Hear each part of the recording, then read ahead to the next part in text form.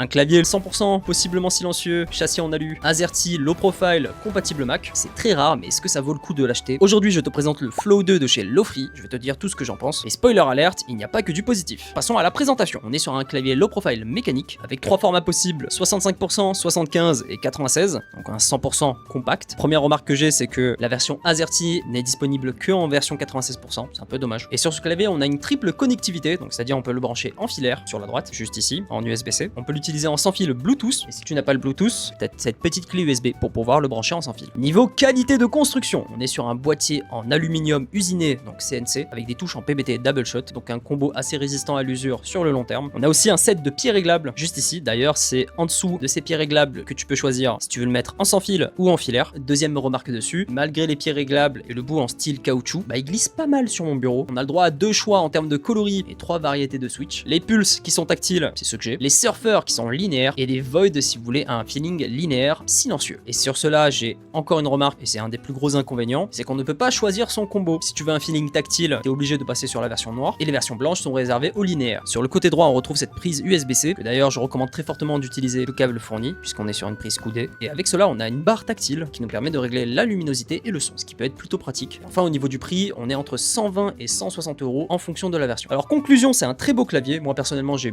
beaucoup aimé travailler dessus. Il est clairement axé productivité, c'est pas un clavier fait pour le gaming. Cependant, il répond à une demande très précise. Un 100% possiblement silencieux, châssis en alu, AZERTY low profile, compatible Mac. On n'en voit pas partout, mais à 160 € sans compter les frais de livraison, ça commence à piquer un peu. Sinon, vous pouvez le retrouver sur le site de Lofree. Et si tu recherches un nouveau clavier plutôt axé gaming, j'ai mis toutes mes recommandations dans le lien dans ma bio. Voilà, bisous.